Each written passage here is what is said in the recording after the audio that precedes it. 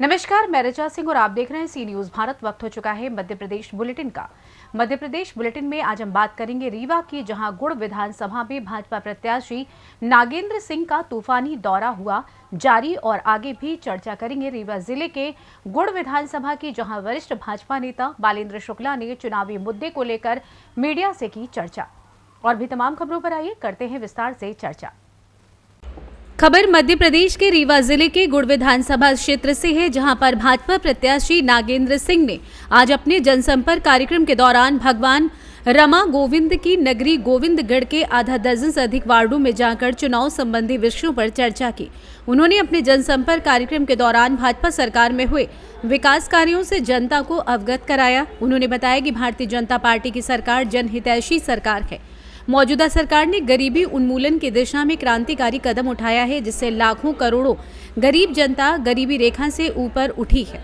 गरीबों, असहायों, किसानों, मजदूरों और युवाओं को बीजेपी सरकार ने जन कल्याणकारी योजनाओं से सीधे तौर पर जोड़कर उनके भविष्य को बेहतर बनाने का कार्य किया है। जनसंपर्क कार्यक्रम के दौरान नागेंद्र सिंह का लोगों ने जगह जगह स्वागत किया। इस दौरान कार्यक्रम में उपस्थित लोगों ने फिर से भाजपा की सरकार बनाने के लिए प्रतिबद्धता महसूस कराई। जनसंपर्क कार्यक्रम में मुख्य रूप से वरिष्ठ भाजपा नेता अभय सिंह जकीरा, नगर परिषद अध्यक्ष अभिषेक सिंह, पूर्व नगर परिषद अध्यक्ष राजेश गुप्ता, पूर्व महामंत्री राजेंद्र निगम, ब्रह्मानंद पांडे, राजेंद्र वर्मा, अनिल वर्मा, पार्षद निशा वर्मा, विजय वर्मा, रामपाल चौधरी, केदार गुप्ता, इंद्रमणि पांडे, सुरेंद्र पांडे, सैकड़ों कार्यकर्ता एवं आम नागरिक उपस्थित रहे। मध्य प्रदेश से सी न्यूज संवाददाता अर्जुन तिवारी की रिपोर्ट। खबर मध्य प्रदेश के रीवा जिले के गुड़ विधानसभा क्षेत्र से है, जहां पर वरिष्ठ भाजपा नेता पंडित बालेंद्र शुक्ला ने मीडिया से चर्चा में कहा कि भारतीय जनता पार्टी का हर एक कार्यकर्ता पूरी ताकत के साथ चुनाव लड़ने जा रहा है। उन्होंने कहा कि शिवराज सरकार की महत्वाकांक्षी योजनाओं से लोगों को अवगत कराया जा रहा है। साथ ही उन्होंने ये भी कहा कि गुड़ विधानसभा क्षेत्र में बीजेपी की रेस के आसपास कोई भी दल अभी नजर नहीं आ रहा है, क्योंकि जो प्रदेश में शिवराज व केंद्र में मोदी जी की योजनाएं आमजनों को सीधे तौर पर मिल रही हैं, उससे जनता की उम्मीदें जुड़ी हुई हैं। कोरोना के भयावह दौर में शिवराज सरकार ने गरीबों को फ्री में राशन देने का कार्य किया है। साथ ही गरीबों को आवास योजना व महिलाओं को लाडली बहना योजना से जोड़कर उनके बेहतर भविष्य के सपने को साकार किया है। साथ ही उन्होंने ये भी कहा कि जिन लोगों के अंदर टिकट न मिलने से नाराजगी थी, वो दूर हो चुकी है। पार्टी उनके विषय में भी विचार विमर्श करेगी। हो सकता है कि उन्हें लोकसभा में मौका दिया जाए। आइए सुनाते हैं इस दौरान उन्होंने मीडिया से चर्चा में क्या कुछ कहा। गुड़ विधानसभा में भाजपा इस बार किस रणनीति के तहत विधानसभा चुनाव लड़ेगी? गुड़ विधानसभा में भारतीय जनता पार्टी कार्यकर्ताओं, बूथ लेवल से कार्यकर्ताओं के आधार पर चुनाव लड़ती है और पूरी ताकत से भारतीय जनता पार्टी के कार्यकर्ता बूथ स्तर पर जुट चुके हैं। अभी एंटी इनकम्बेंसी देखी जा रही थी, लेकिन अचानक जब टिकट वितरण हो गया तो प्रो इनकम्बेंसी हो गई। क्या एकजुट होकर सभी चुनाव लड़ेंगे और जीत दिलाएंगे भारतीय जनता पार्टी? देखिए, सभी भारतीय जनता पार्टी में टिकट मांगने को सभी को अधिकार है, और हम आपके चैनल के माध्यम से पहले भी कहते थे कि मैं दुर्गा जी मंदिर मस्जिद में आप लोगों के सामने कह दिया था कि अगर नागेंद्र सिंह जी को टिकट मिलता है तो मैं पूरी ताकत से, ईमानदारी से उनके साथ रहूँगा। अगर उनका नहीं मिलता तो मेरा हक बनता है, और उनको टिकट मिल गया तो कोई विवाद का प्रश्न नहीं है। मैं पूरी ताकत से उनके साथ हूँ।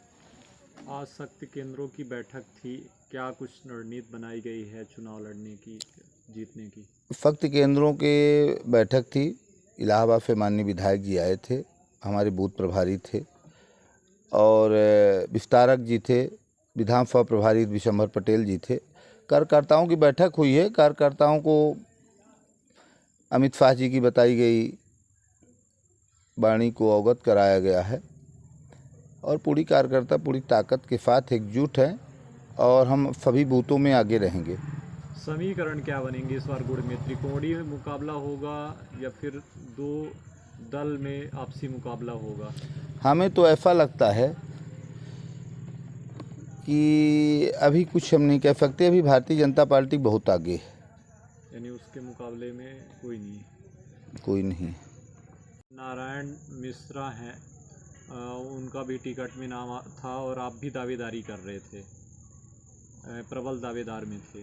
क्या लगता है कि टिकट जब नहीं मिला तो जो नाराज़गी है, अभी नाराज़गी है या फिर आगे और कुछ?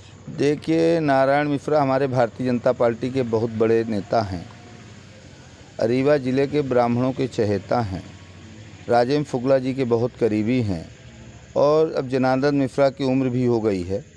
इस बार वो लोकसभा के सशक्त दावेदार मंत्री जी के कोटे से होंगे। यानी नारायण मिश्रा को लोकसभा का चुनाव लड़ना चाहिए? वो लोकसभा का लड़ना ना चाहिए, अब उनसे बड़ा नेता ही नहीं है कोई, तो अब लोकसभा का दावेदार भाजपा में उनके अलावा कोई बचा ही नहीं है। गुड़ विधानसभा में उनकी और आपकी क्या भूमिका रहेगी इस बार? देखिए, भूमिका तो कार्यकर्ताओं की रहती है। कार्यकर्ता पूरी ताकत से लगे हैं, हम अपने कार्यकर्ताओं के फिर जा कर के मिल भी रहे हैं, बात भी कर रहे हैं और भारतीय जनता पार्टी की योजनाओं को बता रहे हैं और सारी योजनाओं से कार्यकर्ता और आम जनता अवगत भी। जैसे लाडली बहना योजना है, अब कमलनाथ जी ने कहा हमारी सरकार आएगी हम लाडली बहना योजना बंद कर देंगे, हमारी सरकार कह रही कि हम बहनों को 3,000 रुपये महीना देंगे। तो सारी योजनाएं हैं, सब गेहूँ चाउर फ्री मिला है कोरोना पीरियड से, आवास योजना पक्का मकान मिला है, लाइट पर्याप्त मात्रा में मिल रही है, पानी नहर चालू हो गई, पंजाब बना है गुड़ क्षेत्र। तो अब योजना बताने की कोई ज़रूरत ही नहीं है, सब जनता समझ रही है।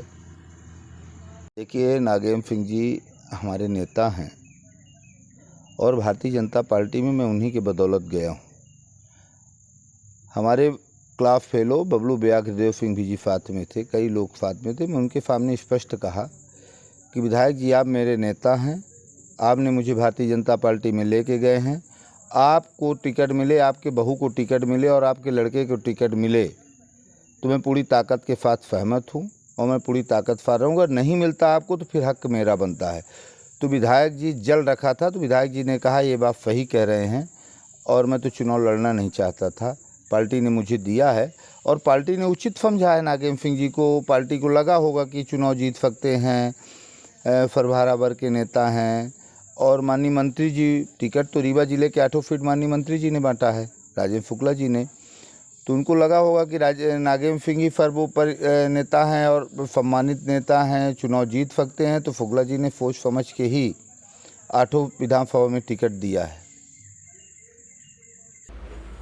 रीवा से सी न्यूज संवाददाता अर्जुन तिवारी की रिपोर्ट। खबर मध्य प्रदेश के रीवा जिले के त्योंथर विधानसभा क्षेत्र से है, जहां कमांडो अरुण गौतम ने विंध्य जनता पार्टी से प्रत्याशी घोषित किए जाने पर अपने हजारों समर्थकों एवं विंध्य जनता पार्टी के कार्यकर्ताओं एवं पदाधिकारियों के साथ कलेक्टर कार्यालय पहुंचकर अपना नामांकन किया दाखिल। इस दौरान उन्होंने मीडिया के सवालों का जवाब देते हुए कहा कि विपक्षी दलों से चुनाव में मुकाबला हम नहीं, हमारे किसान भाई, मजदूर वर्ग एवं विंध्य जनता पार्टी करेगी। हमारा मुख्य मुद्दा विंध्य प्रदेश का रहेगा। आइए सुनाते हैं इस दौरान उन्होंने मीडिया से चर्चा में क्या कुछ कहा है। त्योंथर विधानसभा क्षेत्र से दावेदारी कर रहे हैं, किस पार्टी से प्रत्याशी हैं आप? विंध्य जनता पार्टी। जय जय विंध्य प्रदेश। जैसा कि राष्ट्रीय दलों के नेता चुनाव मैदान में हैं और आप एक अभी नए नवेले दल से हैं, आप उनसे मुकाबला किस तरह से कर पाएंगे? देखिए, मुकाबला मैं नहीं करूंगा, मुकाबला हमारे किसान, हमारे गरीब, हमारे विंध्य पार्टी करेगी, विंध्य की जनता करेगी। त्योंथर के जो हमारे क्षेत्र के गरीब, मजदूर, मजलूम किसान हैं, मुकाबला उनका है, मेरा मुकाबला नहीं है। मैं तो एक चेहरा हूँ। नहीं तो ये सब करते हुए आप जेल तक पहुँच गए थे, कई मुकदमे दर्ज हो गए। जी, मुकदमा दर्ज हुआ। अगर ये तो मुकदमा है, अगर हमारे किसानों के लिए, हमारे गरीबों के लिए, हमारे मजदूरों के लिए यदि मुझे प्राण की आहुति देना पड़े, उसके लिए भी मैं तैयार हूँ। मुकदमा तो एक आम बात है। आपके क्षेत्र में जातिवाद का भी एक माहौल हमेशा रहा है चुनाव में। जी, देखिए, ऐसे में क्या करेंगे? देखिए, जात पात क्या है कि जिन्होंने जात पात का विष पैदा किया है, भगवान उनको कभी माफ़ नहीं करेगा। हम एक इंसान हैं, हमारे अंदर इंसानियत होना चाहिए और मैं उसको मान के चलता हूँ कि मैं एक इंसान हूँ। हमारे लिए सभी प्राणी एक समान हैं, सभी मनुष्य का जो जन्म लिया है वह एक समान है। हमारे अंदर जात पात का भेदभाव मिटाने की क्षमता है और मैं उसको, अभी कई बार आप देखे होंगे कि हरिजन, आदिवासी, माझी, ब्राह्मण, ठाकुर सबके बच्चियों को मैं स्वयं पांव पूज करके एक हिंदू रीति रिवाज के साथ कन्यादान दिया हूँ। रीवा से सी न्यूज संवाददाता अर्जुन तिवारी की रिपोर्ट। फिलहाल मध्य प्रदेश बुलेटिन में बस इतना ही। देश दुनिया की तमाम खबरों की जानकारी के लिए आप देखते रहें सी न्यूज भारत। हर खबर आपके साथ, आपके हाथ।